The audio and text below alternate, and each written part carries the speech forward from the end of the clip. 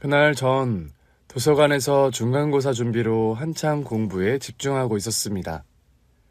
대학 입학 후 치르는 첫 시험이라 긴장이 되기도 했고요.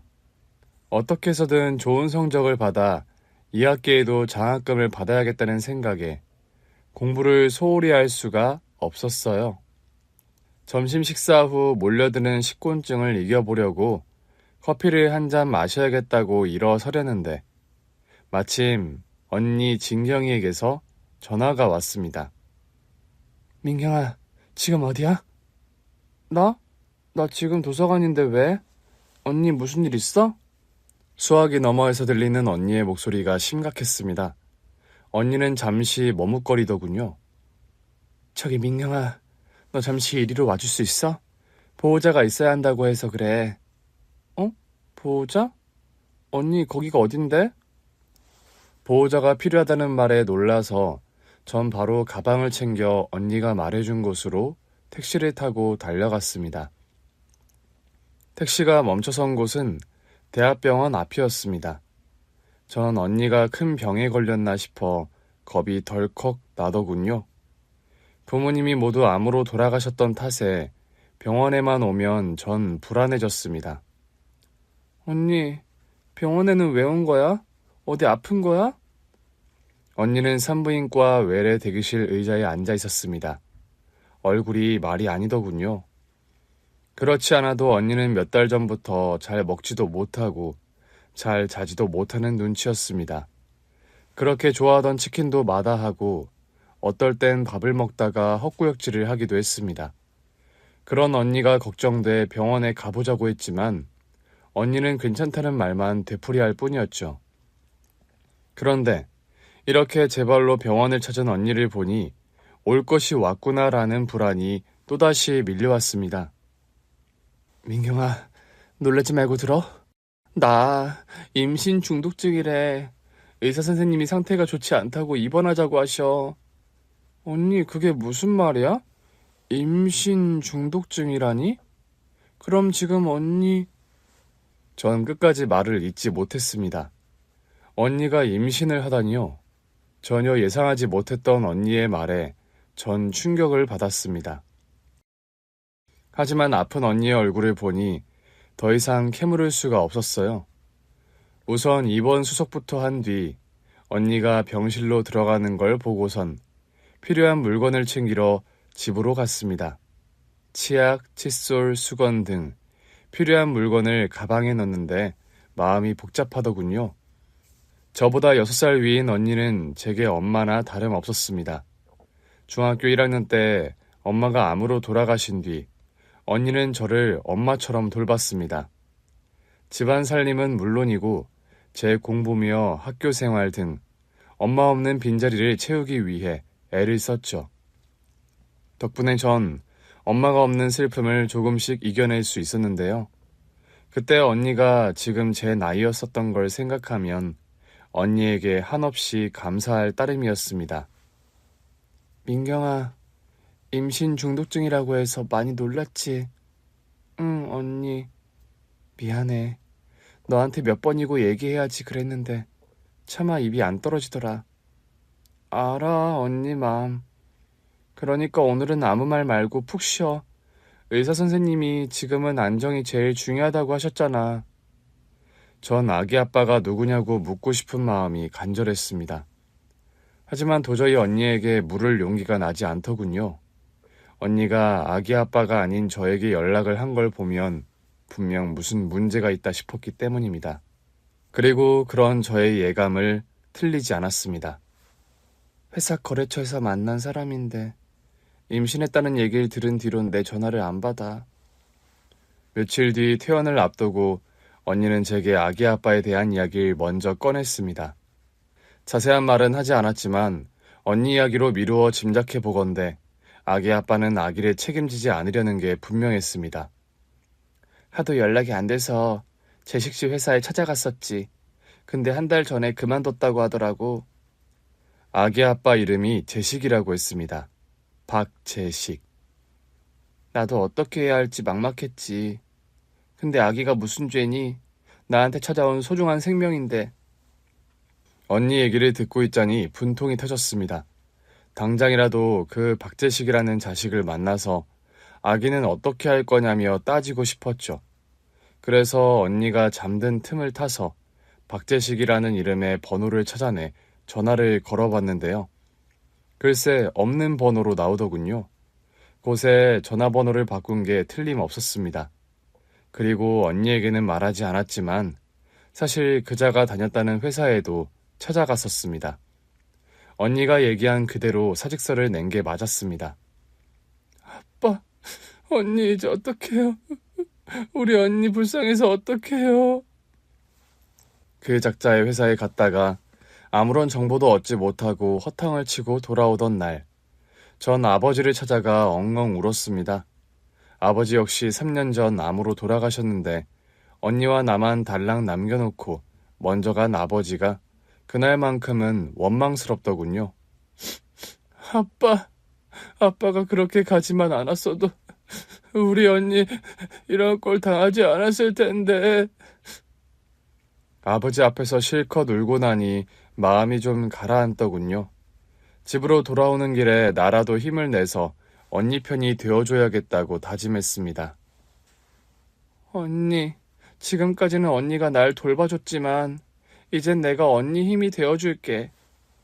언니는 다행히 아기를 무사히 출산했습니다. 3.1kg의 건강한 사내 아이였습니다. 우리는 평소 좋아하던 배우의 이름을 따서 아기 이름을 서준으로 지었습니다. 서준아, 무럭무럭 자라서 우리 배우 박서준을 한번 따라잡아 보자. 서준이는 제 바람처럼 건강하게 잘 커갔습니다. 아기가 생기니 집안 분위기가 달라지더군요. 아버지 돌아가신 뒤 다소 휑하게 느껴졌던 집이 서준이로 인해 온기로 가득 차기 시작했습니다. 전 수업이 마치면 서준이를 보기 위해 곧장 집으로 달려오기 일쑤였죠. 아유, 민경아, 너 수업은 제대로 듣고 집에 오는 거야? 곧 기말 시험이라며 공부는 안 해? 언니, 걱정하지 마. 서준이가 내 에너지원이라니까. 서준이 얼굴을 봐야 공부에 능률이 오른다고. 정말 못 말리는 조카 바보라니까. 대학생이 연애도 하고 그래야지. 날마다 서준이 얼굴만 들여다보고 있으면 되겠니? 언니가 조카 바보라고 놀릴 정도로 서준이랑 있으면 행복했습니다. 꼼지락거리는 작은 손가락과 발가락, 나를 쳐다보는 맑은 눈망울을 보고 있으면 세상이 제 품 안에 있는 것 같았습니다. 아마 우리 엄마 아빠도 절 보면서 그랬겠지요? 언니와 저는 서준이 돌도 남부럽지 않게 치렀습니다. 언니 친한 친구들을 초대해 식사도 하고 서준이 한복도 곱게 차려입혀서 돌 사진도 예쁘게 찍었습니다. 병치레가 몇 차례 있었지만 큰 탈 없이 서준이는 건강하게 자랐는데요.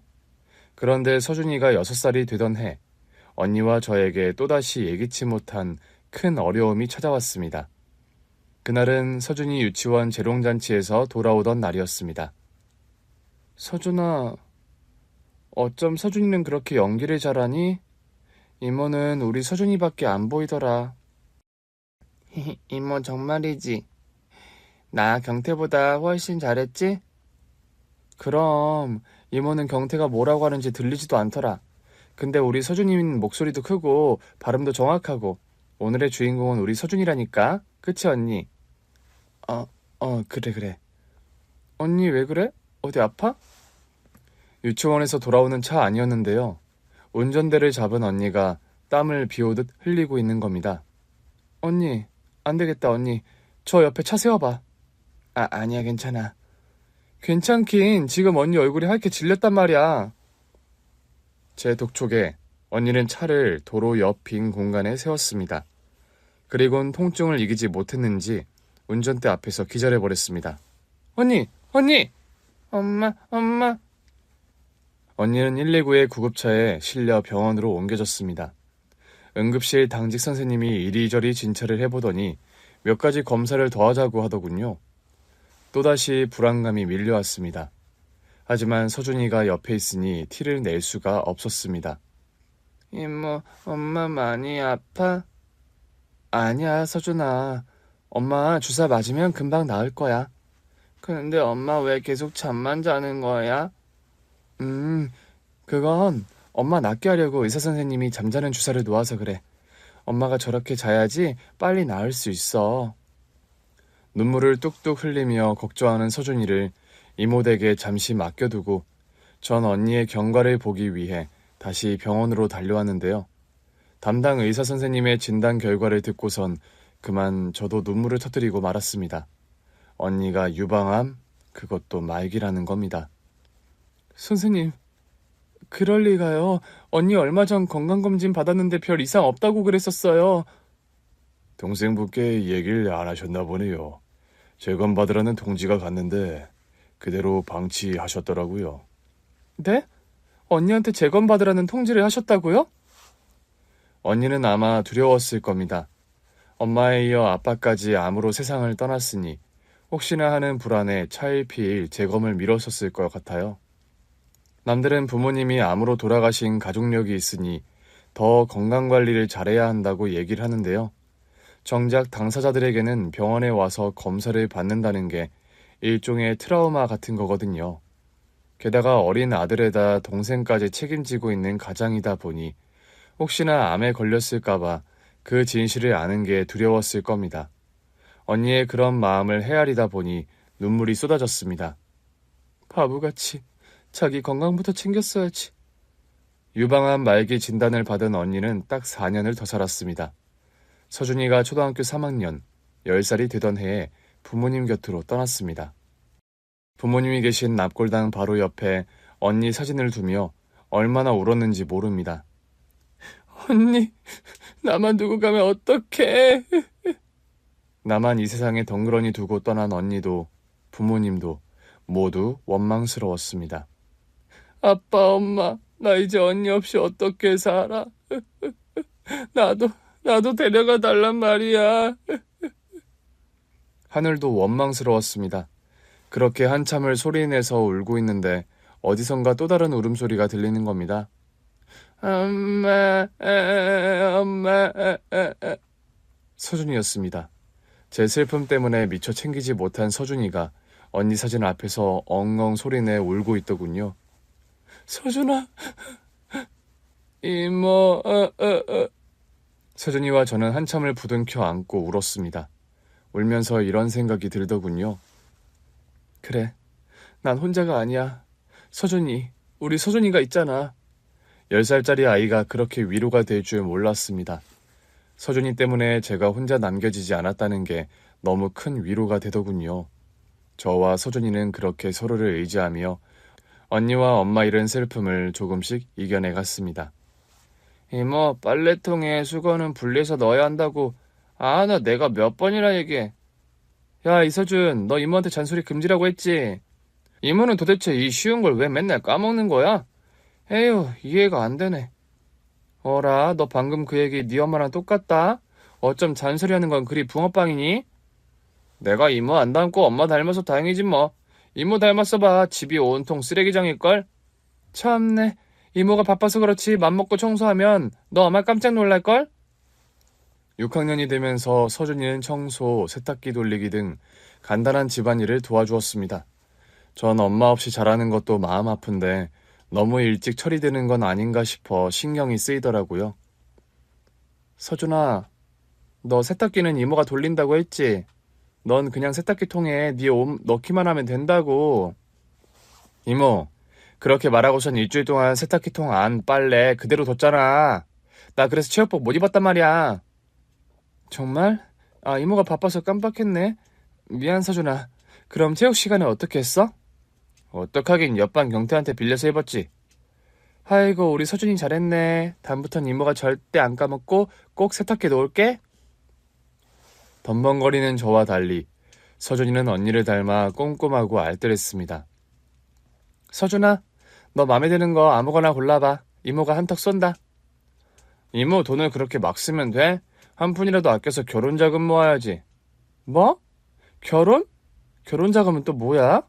조그만 녀석이 그런 얘기 또 어디서 들은 거야? 참네, 나 이모보다 크거든? 그리고 이제 나도 알 건 다 아는 나이라고. 하여튼 우리 서준이 말로는 못 당한다니까. 오늘은 네 생일이어서 이모가 쏘는 거야. 그러니 잔소리는 스탑! 마음에 드는 거 하나 골라봐. 중학생이 되면서 서준이는 부쩍 키가 크기 시작했습니다. 중2가 되니 저보다 키가 크더군요. 말수도 이전보다 줄기 시작했는데요. 전 그 유명한 중2병이 서준이에게도 찾아올까봐 내심 염려를 하긴 했습니다. 그런데 제 걱정만큼 서준이는 사춘기 티를 그다지 내지 않았습니다. 아니, 어쩌면 제가 다른 곳에 정신이 팔려 민감하게 보지 않아서일지도 모르겠네요. 서준이가 중학생이 될 무렵, 사실 저는 마음에 꼭 드는 남자를 만나 열애 중이었거든요. 2년쯤 지나자 결혼 얘기가 오갔고요. 전 누구보다 서준이에게 이 사실을 알려야겠다 싶었습니다. 서준아, 이모가 오늘 중요하게 할 얘기가 있는데. 뭐? 이모 연애한다는 얘기? 어? 너 어떻게 알았어? 누가 너한테 얘기하던? 아니, 이모. 나한테 그런 얘기 해줄 사람이 어딨어? 그치. 너한테 얘기해줄 만한 사람이 없지. 근데 서준이 너 어떻게 알았어? 이모, 그걸 어떻게 몰라. 밤마다 통화하지. 그 남자가 이모 집 앞까지 데려다 주는 거 내가 한두 번 본 게 아니거든. 어머, 그랬어? 그럼 얼굴도 봤겠네? 아니, 얼굴은 자세히 못 봤지. 이모 차에서 내려주고 가는 것만 봤으니까. 그래? 그럼 어떤 사람인지 사진 보여줄까?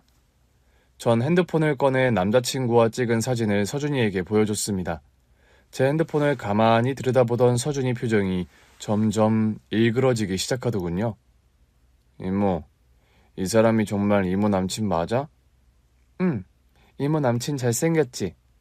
처음엔 서준이의 표정이 변한 걸 알아채지 못했습니다. 그래서 농담을 건넸는데요. 서준이가 정색을 하는 겁니다. 이모, 나 이 사람 알아. 이 사람은 안 돼. 뭐? 그게 무슨 소리야? 서준이 네가 현우 씨를 안다고? 전 서준이가 무슨 말을 하는지 이해가 되지 않았습니다. 서준이가 제 남친 현우 씨를 알 리가 없지 않습니까? 서준아, 너 다른 사람하고 착각한 거 아니야? 아니, 이모, 이 사람 맞아. 이 사람이 틀림없다고. 단호한 대답에 놀란 제가 멍하니 서준이를 바라보자 서준이는 핸드폰을 꺼내 동영상 하나를 보여줬습니다.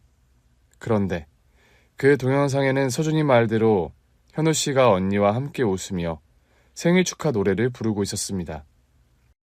생일 축하합니다. 생일 축하합니다. 사랑하는 서준이 생일 축하합니다. 서준이 생일에 찍은 동영상이었는데요. 언니와 현우 씨가 축하 케이크를 앞에 둔 서준이 생일을 축하해주고 있더군요. 하지만 더 놀라운 건 케이크 촛불을 끈 뒤 서준이가 한 말이었습니다. 아빠 생일 선물 고마워요. 아빠? 아빠라고? 이게 도대체 무슨 상황이지? 동영상 속 서준이는 현우 씨에게 아빠라고 부르고 있었습니다. 저는 잘못 들었나 싶어 몇 번이고 동영상을 반복했습니다. 아빠, 생일 선물 고마워요. 정신이 아득해지면서 아빠라는 서준이의 말만 계속 머릿속에서 맴돌았습니다. 서준이를 데리고 어떻게 집에 들어왔는지, 서준이에게 뭐라고 둘러댔는지 아무런 생각도 나지 않았습니다. 밤새 잠을 설치고 다음날 아침 일찍 현우 씨에게 전화를 해서 저녁에 만날 약속을 정했습니다. 하루 종일 일이 손에 잡히지 않고 멍하더군요. 그런 제 맘도 모르고 현우 씨는 카페에서 마냥 사람 좋아 보이는 웃음을 띠고선 저를 기다리고 있었습니다. 민경아, 어디 아파? 얼굴이 많이 안 좋네. 아니, 괜찮아. 아니다, 오빠. 나 안 괜찮아. 순간 전 웃고 있는 그 남자의 얼굴을 한데 휘갈기고 싶었습니다. 저를 속였다는 배신감에 치가 떨리더군요. 왜 그래? 무슨 일이야? 무슨 일이길래 이렇게 심각해?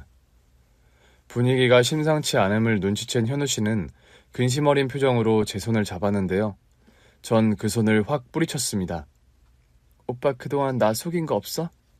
응? 갑자기 그게 무슨 말이야? 민경이 널 속이다니. 발뺌하려는 게 분명하다 싶었습니다. 그래서 전 아무런 설명 없이 서준이가 제게 보여준 동영상을 현우 씨에게 내밀었습니다. 이게 뭔데 그래? 일단 봐. 보고 얘기하자, 오빠. 현우 씨는 제가 내민 동영상을 보더군요. 동영상을 보는 그의 얼굴이 점점 더 심각해져 갔습니다. 그런 현우 씨의 표정을 지켜보며 동영상 속 내용이 전부 사실이구나 싶어 가슴이 또다시 철렁했습니다. 이게 어떻게 민경이 너한테 있는 거야? 왜? 내가 알게 되니까 큰일이다 싶어? 그동안 날 속였던 게 들통나니까 아차 싶냐고. 민경아, 네가 화내는 건 당연한데 일단 내 얘기 좀 들어봐. 무슨 얘기? 이렇게 확실한 증거가 나왔는데 무슨 얘기를 들으라는 거야?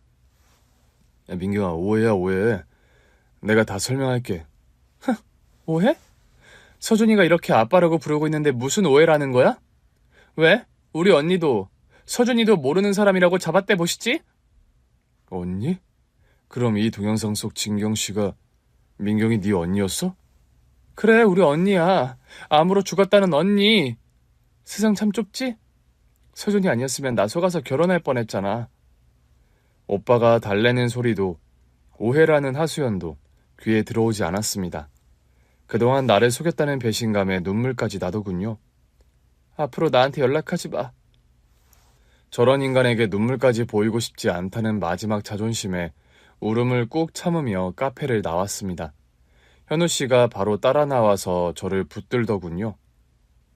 민경아, 제발 내 말 좀 들어보라니까? 싫어. 이제 오빠가 무슨 얘기를 해도 난 안 믿어. 우리 관계는 깨진 거라고. 민경아, 10분, 아니 5분, 딱 5분만 내 얘기를 들어보라니까? 오빠는 저에게 빌다시피 사정을 했습니다. 민경아, 무릎이라도 꿇으라고 하면 당장 그렇게 할게. 그러니 제발 내 얘기 좀 들어달라고. 현우 씨는 정말 무릎이라도 꿇을 기세였습니다. 거리에 지나다니는 사람들을 아랑곳하지 않고 말이죠. 그의 간곡한 호소가 제 마음을 조금 움직이더군요. 무슨 얘긴지 짧게 말해. 그래 고마워 민경아. 그날 현우 씨의 얘기는 5분 안에 끝나지 않았습니다. 아니, 오빠가 털어놓은 뜻밖의 이야기에 전 현우 씨를 붙들고 한참을 펑펑 울었습니다. 현우 씨가 언니를 만난 건 병원에서라고 합니다. 당시 언니는 항암 치료 중이었고요. 오빠는 어머니 병간호로 병원에서 살다시피 했다고 합니다. 현우 씨는 병간호로 지친 마음을 병원 산책로에서 산책을 하며 달랬다고 하는데요. 산책로에서 언니와 몇 번 마주쳤다고 해요. 그런데 어느 날 벤치에 앉아 울고 있는 언니를 봤다고 하더군요. 민망해할까봐 그냥 모른 척 지나가려고 했는데 어느 날 갑자기 현우 씨를 부르더라는 겁니다. 저 혹시 휴지 가진 거 있으세요? 휴지요? 휴지는 없고 여기 손수건이 있는데 이거 쓰세요. 언니 얼굴은 눈물로 뒤범벅이 되어 있었다고 합니다. 아마도 남겨질 아들, 서준이와 동생인 저에 대한 걱정 때문이었겠지요. 고맙습니다. 손수건은 빨아서 제가 드릴게요. 현우 씨가 내민 손수건에 코까지 야무지게 풀어버린 언니는 며칠 뒤 깨끗하게 빤 손수건과 함께 시집을 한 권 내밀었다고 합니다. 그때는 감사했어요. 보니까 어머니 간호하시는 것 같은데 힘들 때마다 이 시집 읽으시면서 작은 위로라도 받으셨으면 해서요. 언니가 즐겨 읽던 정호승 시인의 시집이었습니다. 현우 씨는 언니 말대로 마음이 지칠 때면 그 시집을 읽었고요. 신기하게도 시 한 편 한 편이 위로가 됐다고 합니다. 저한테 아들이 하나 있거든요. 이제 7살인데 그 애를 두고 떠난다고 생각하니 가슴이 찢어진다는 표현이 딱 맞더라고요. 병원에서 가끔 마주치면 언니와 현우 씨는 마음에 담아뒀던 이야기를 조금씩 서로 나누었다고 합니다. 저희 어머니 저 때문에 정말 고생 많이 하셨거든요. 이제 제가 변호사 고시 패스해서 효도해야지 하고 있는데 암이 발견되신 겁니다. 어머니만 생각하면 마음이 무거워요. 어머닌 그렇게 생각 안 하실 거예요. 아들이 당신 뜻대로 잘 된 거 보셨으니까 이제 여한이 없다라고 후련해 하실 거예요. 정말 그럴까요? 그럼요. 제가 엄마라서 부모 마음은 어느 정도 알거든요.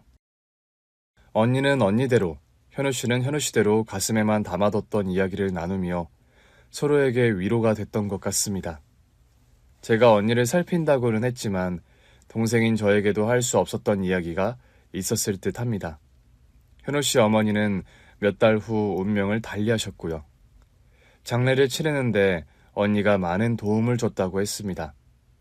아빠의 장례식을 도맡아 치렀었기에 언니가 필요한 일들을 처리해줬던 겁니다. 어머니 장례 후 어느 정도 마음이 안정이 되자 현우 씨는 언니에게 연락을 했다고 합니다. 장례를 도와준 것에 대한 감사의 마음을 표현하기 위해서였는데요. 그 자리에서 언니가 머뭇거리며 꽤 어려운 부탁이 있다는 얘기를 꺼냈다고 해요. 현우 씨한테 이런 부탁한다는 게 너무 미안한데요. 무슨 부탁인데 이렇게 어려워하세요? 편하게 말씀하세요. 제가 할 수 있는 일이면 당연히 도와드려야죠. 현우 씨는 소송과 관련된 문제를 부탁하려나 라고 생각했다고 합니다. 그런데 언니 입에서 나온 부탁은 뜻밖의 얘기였다고 하죠. 현우 씨가 그렇게 얘기하시니 제가 좀 편하게 부탁할게요. 제가 아들 얘기 몇 번 한 적 있죠? 아들요? 아, 유치원 다닌다는 그 아들 말씀이시죠? 네. 얼마 전에 유치원에서 친구랑 싸우고 왔더라고요. 저런, 친구랑 왜 싸웠대요? 그게 유치원 같은 반 친구가 아빠 없는 애라고 서준이를 놀렸나 봐요. 그래서 서준이가 그 애 한 대 때렸다고 하더라고요. 그러다가 서로 치고받고 하면서 싸움이 커진 거죠. 진경씨 속 많이 상하셨겠네요. 네, 그날 밤 한숨도 못 잤어요. 곧 엄마마저 없어질 텐데 그땐 어떡하라 싶더라고요. 휴. 그래서 제가 죽기 전에 서준이한테 아빠 엄마와 함께 보냈던 추억을 선물로 주고 가고 싶어요. 아빠, 엄마랑 함께 있었던 추억을 선물하고 싶다고요? 그러니까 그 얘긴 저한테 지금... 네, 서준이한테 아빠 노릇 한 번만 해주시면 안 될까요? 곧 서준이 생일이거든요. 네. 근데 아빠가 갑자기 나타났다고 하면 서준이가 믿을까요? 그건 걱정 마세요. 제가 평소 서준이한테 아빠는 멀리 외국에서 살고 있다고 했거든요. 아빠가 서준이 생일이라서 잠깐 한국에 왔다고 하면 아들이 엄청 좋아할 거예요. 네. 그렇다면 한번 그렇게 해보죠. 현우 씨, 정말 고마워요. 서준이한테는 평생 잊혀지지 않는 생일이 될 거예요. 현우 씨 역시 아버지를 어린 나이에 잃었던 탓에 언니 부탁을 거절할 수 없었다고 합니다. 자신의 어린 시절이 생각나면서 아빠를 그리워할 서준이가 한없이 안타까웠다고 하죠. 제가 봤던 동영상은 바로 그때 찍은 것이었습니다. 그럼 서준이는 여전히 오빠를 아빠로 알고 있는 거야? 아마 그럴 거야. 생일 파티 이후에도 몇 번 언니랑 서준이를 만났거든. 그런데 왜 난 그 사실을 까맣게 모르고 있었을까? 언니도 그렇고 서준이도 나한테 숨기는 게 없는데. 일부러 숨긴 건 아니고 아마 민경이 네가 한창 바쁠 때라 그랬을 거야. 진경 씨가 동생이 막 입사를 해서 엄청 바쁘다는 얘기를 지나가는 말로 했었거든. 동생 자랑도 많이 했는데 그 동생이 설마 민경이 너일 줄은 꿈에도 몰랐네. 우연도 이런 우연이 없다 싶었습니다. 그러고 보니 언니가 병원에서 좋은 친구를 만났다는 얘기를 했었던 기억이 나더군요. 그 친구가 현우 씨였다니 우리가 정말 인연은 인연이구나 했습니다. 그런데 현우 씨와 우리 둘 사이의 오해는 풀었지만 서준이의 오해는 어떻게 풀어가야 할지 난감하더군요. 오빠, 서준이는 오빠가 엄마 장례식에 안 왔다면서 원망하고 있더라고. 나 그때 한 달 장기 출장으로 해외에 있었어. 그래서 진경 씨 소식을 듣지 못했고 나중에서야 알게 됐지 뭐야. 그때는 진경 씨가 없으니 서준이를 만날 방법이 딱히 없더라고. 모든 상황이 이해가 됐습니다. 언니가 가고 없으니 현우 씨는 서준이를 만날 수도 연락할 방법도 없었던 거죠. 그래서 오해만 쌓인 채 시간이 흘렀던 겁니다. 전 가장 먼저 서준이의 오해를 풀어야겠다 싶어 하루 날을 잡았습니다. 서준아, 오늘 학원 몇 시에 마쳐? 이모랑 저녁에 맛있는 거 먹을까? 맛있는 거? 좋아, 이모. 그래, 그럼 이모가 나중에 학원 앞에서 기다릴게. 학원 앞에서 만난 서준이는 기분이 좋아 보였습니다. 서준이 오늘 기분이 좋아 보이네. 무슨 좋은 일 있었어? 응, 이모. 나 영어 성적 잘 나왔다고 오늘 선생님께 칭찬받았거든. 그래? 그럼 진짜 맛있는 거 먹으러 가야겠네. 서준아, 뭐 먹고 싶어? 난 무조건 고기지. 오케이. 그럼 우리 오랜만에 한우 먹을까? 어때? 서준아, 콜? 콜. 서준은 그 또래 남자아이들이 그렇듯 혼자 5인분을 맛있게 먹더군요. 저녁 식사를 마치고 돌아오는 차 안에서 전 현우 씨 얘기를 꺼냈습니다. 서준아, 네가 지난번에 보여줬던 그 동영상 말이야. 그게 왜? 내가 현우 씨한테 그 동영상을 보여줬거든. 오빠 이야기가 나오자 서준이는 긴장하기 시작했습니다. 그런 서준이가 걱정은 됐지만 한 번은 넘어야 할 산이다 싶어 현우 씨에게 들은 이야기를 그대로 서준이에게 전했죠. 제가 이야기를 하는 동안 서준이는 아무런 대꾸도 하지 않았습니다.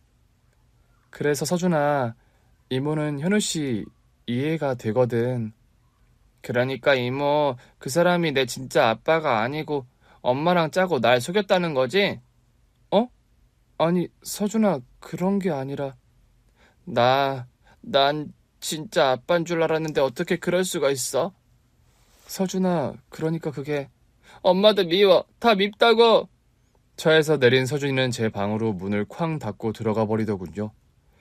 그리고는 일주일 동안 저에게조차 말 한마디 하지 않았습니다. 서준아, 밥은 먹고 학교를 가야지. 응? 서준이는 마치 딴 사람 같았습니다. 제가 묻는 말에 대답은커녕 절 쳐다보지도 않았습니다. 오빠, 서준이 아예 나랑은 말도 안 해. 저러다 엇나가는 건 아닌지 정말 걱정이야. 자기를 속였다고 생각하니 얼마나 충격이 컸겠어. 생각이 정리될 때까지 조금만 더 기다려보자, 민경아. 그래, 속이 깊은 아이니까 자기가 잘 정리를 할 거야. 말은 그렇게 했지만 혹시나 하는 생각에 하루하루가 불안하더군요. 그렇게 한 달이 흐르고 나니 서준이가 마음을 열지 않으면 오빠와의 결혼을 다시 고려해야겠다는 생각마저 들었습니다. 이 세상에서 서준이가 의지할 사람은 저 하나뿐이었거든요. 그런 사람이 사라진다는 게 어떤 고통이고 슬픔인지를 겪은 제가 서준이 마음을 외면할 수는 없었습니다. 오빠, 나 서준이 없으면 못 살아. 만약 서준이가 끝까지 반대하면 우리 결혼 나 다시 생각해 볼 거야. 민경아, 그런 말이 어딨어. 내가 어떻게 해서든 서준이 마음 풀어볼 테니까 다시는 그런 말 하지 마. 알았지? 현우 씨는 그렇게 얘기했지만 딱히 방법이 없는 것 같았습니다. 서준이는 현우 씨 전화는 물론 멀리서 보이기만 해도 무시하고 가버렸거든요. 그러던 어느 날 서준이에게 예상치 못한 일이 닥쳤습니다. 토요일 저녁이었는데요. 웬 낯선 남자가 배를 누르더라고요.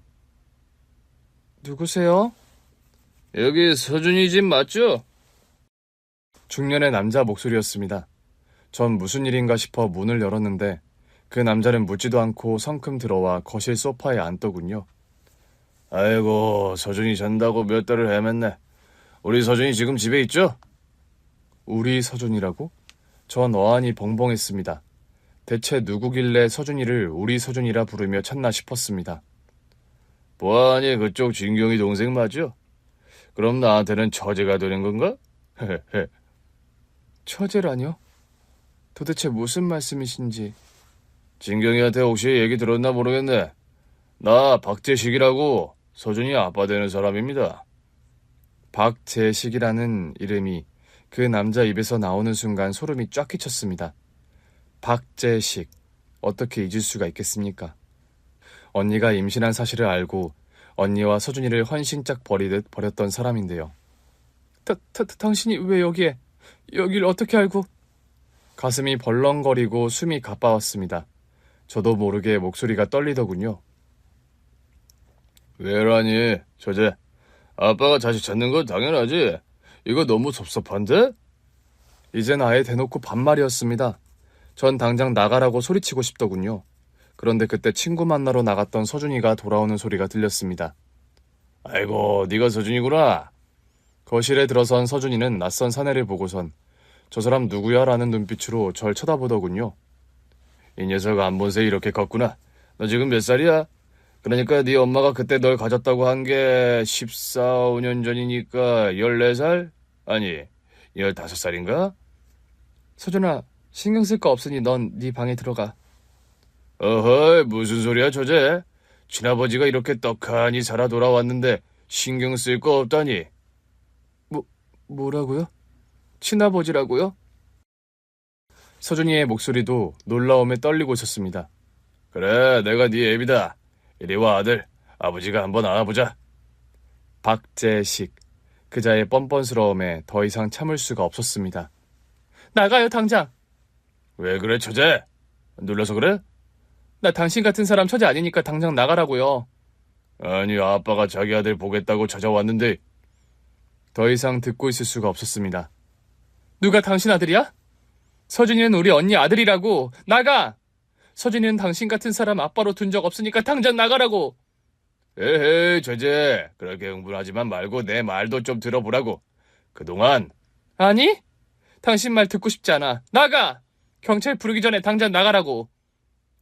서슬 시퍼런 저의 표정에 그는 한 발 뒤로 물러서는 듯 했습니다. 저제가 너무 놀란 것 같아서 오늘은 내가 그냥 돌아가지만 나 서준이 아빠라고.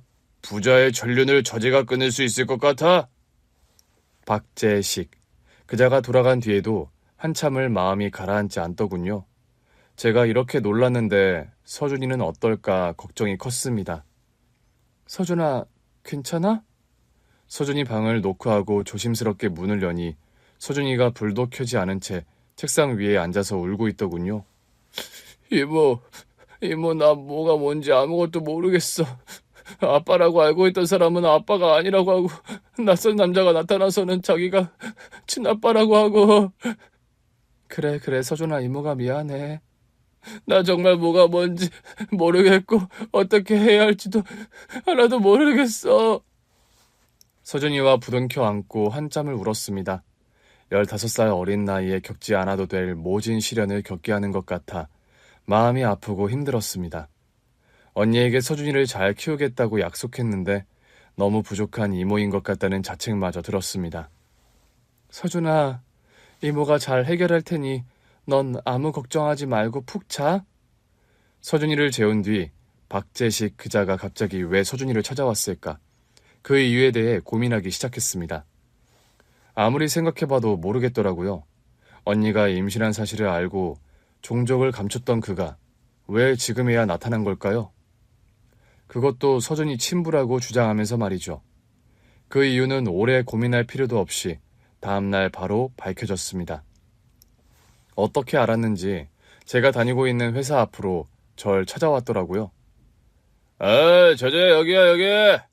진경이가 똑똑한 동생 뒀다고 자랑 많이 하더니 그 말이 진짜였네. 이런 대기업에 다니는 걸 보면. 전 그 뻔뻔한 그의 명상에 침이라도 뱉어주고 싶었습니다. 용건만 간단하게 얘기하시죠. 아이고, 저제. 찬바람이 쌩쌩 부는구만. 내가 그때 사정이 있어서 진경이를 외면하는 실수는 했지만 그래도 형부한테 이러면 안 되지. 그것도 배울 만큼 배운 사람이. 할 얘기 없으면 저 가볼게요. 에헤이, 성미 급한 건 진경이 그대로네. 그자 입에서 언니 이름이 나오는 게 이루 말할 수 없이 불쾌했습니다. 이보세요. 진경 하는데 당신이 우리 언니 이름을 입에 올릴 자격이나 되는 줄 아세요? 자격이라니. 아, 내가 서준이 아빠인데 그만하면 자격이 충분한 거 아닌가, 처제? 저기요.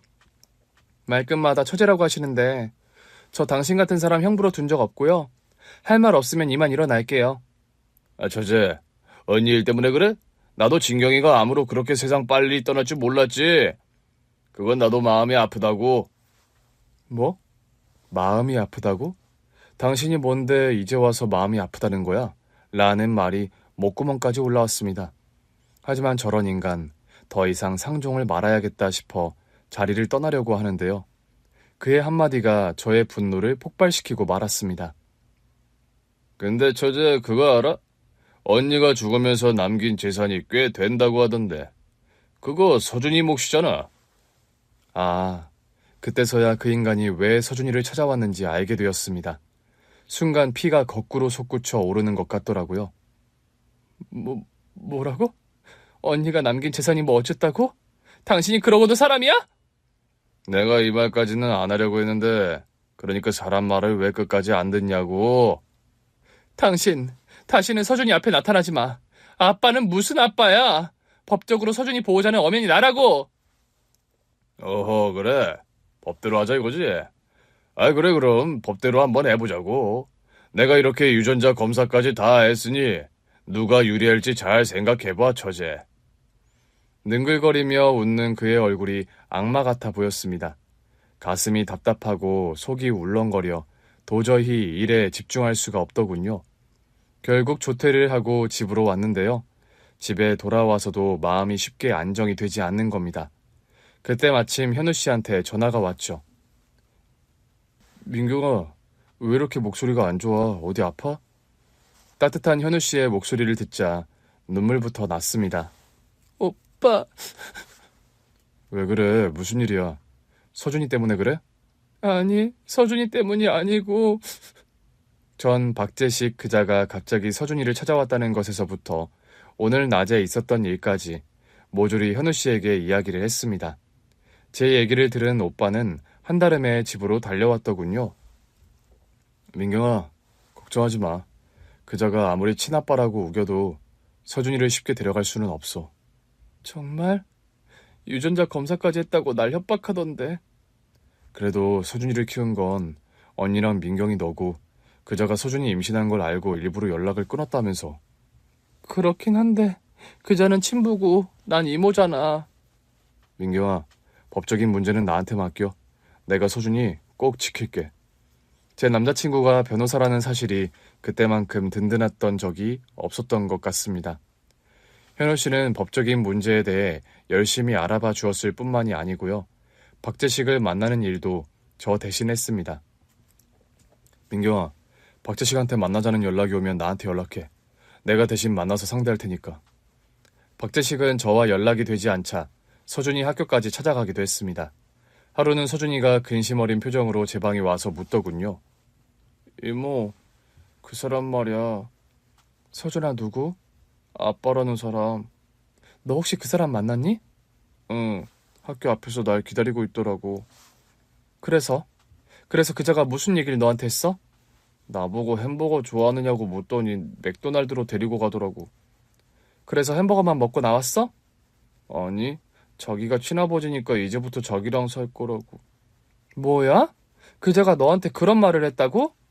응, 이모, 그 사람 말 진짜야? 나 이제 이모랑 같이 못 사는 거야? 저랑 같이 살지 못하냐고 묻는 서준이 눈에 눈물이 그렁그렁 맺히기 시작했습니다. 아니야, 서준아. 절대 그럴 일 없어. 이모는 평생 서준이랑 같이 살 거야. 정말이지? 나 이모랑 계속 살 수 있는 거지? 그럼 이모가 절대 서준이 아무데도 안 보낼 테니까 넌 걱정하지 마.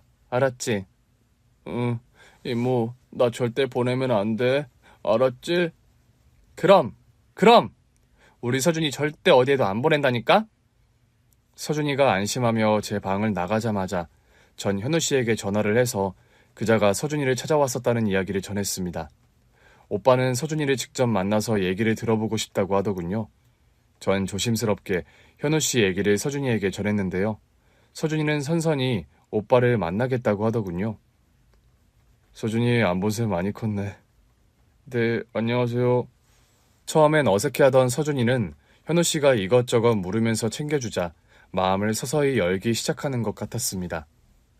서준아, 널 속이려고 했던 건 아니었는데 네가 상처를 많이 받은 것 같아서 아저씨가 정말 미안하다. 아니에요. 이모한테 얘기 들었어요. 다 절 위해서 그러셨던 거잖아요. 그래. 그렇게 이해해주니 고맙다. 대신 이제부터 서준이 너한테 거짓말하는 일 절대 없을 거야. 네. 근데 저한테 말고 이모한테 잘해주세요. 제가 바라는 건 그거예요. 아유, 우리 서준이 다 컸네. 이모부터 챙겨주고 말이야. 현우 씨에 대한 원망은 서준이에게서 사라진 것 같더군요. 박재식의 등장이 가져온 유일한 순기능이었다고 할까요? 그리고 그날 현우 씨와 서준이가 나누는 얘기를 들으니 박재식이 나타난 목적이 더 분명해지더군요. 그러니까 지금 살고 있는 집에 대해서도 물었단 말이지? 네. 엄마가 살아계실 때부터 살았냐고 묻더라고요. 그리고 또 엄마에 대해 그 사람이 너한테 얘기한 게 있어? 엄마가 돌아가신 다음에 집 명의를 이모 이름으로 바꾸었냐? 혹시 엄마가 너한테 남긴 통장은 없었냐? 보험 들었다는 얘기는 안 하더냐? 이런 걸 꼬치꼬치 묻더라고요. 그래서 서준이 넌 뭐라고 대답했니? 모른다고 했어요. 사실 제가 모르는 일이기도 하고요. 참, 이모, 그 사람한테 통장 얘기는 안 했어. 그래, 잘했다, 서준아. 앞으로도 절대 그 얘기는 하지 마. 통장? 무슨 통장? 그게 언니가 서준이 명의로 장기 적금을 든 통장이 있거든. 언니 그렇게 되고 지금은 내가 붓고 있는데 그 통장 얘기야. 그래, 잘했다, 서준아. 그런 얘기는 아무한테도 안 하는 게 좋지. 현우 씨는 서준이와 대화하면서 박재식이 나타난 명분이 더 분명해져 우리에게 유리하다고 했습니다. 그리고 채 한 달도 되지 않아 박재식의 일은 깔끔하게 마무리가 되었죠. 현우 씨에게로는 박재식은 사기 혐의로 수사를 받는 중이었다고 합니다. 피해자와의 합의 때문에 돈이 필요하던 중 언니 소식을 듣게 됐고요. 언니가 남긴 유산을 노렸던 겁니다. 서준이를 데려가겠다는 핑계를 대면서 말이죠. 아무튼 현우 씨 덕분에 박재식과의 악역은 깔끔하게 끊어낼 수 있었는데요. 전화위복이라고 그 일을 겪으며 현우 씨와 서준이는 한층 가까워졌습니다. 오빠를 이모부라고 부를 정도로 스스럼 없는 사이가 됐죠. 이모부, 이번 주말 야구 경기 보러 가기로 한 약속 기억하죠? 그럼 누구랑 약속인데 잊어버리겠어? 어라? 이건 뭐지? 어허, 나는 모르는 두 사람만의 약속이라. 나 지금 완전 왕따 당한 기분인데? 이모부, 이모한테 얘기 안 했어요? 이번 주 토요일에 기아랑 두산 경기 보러 간다고요.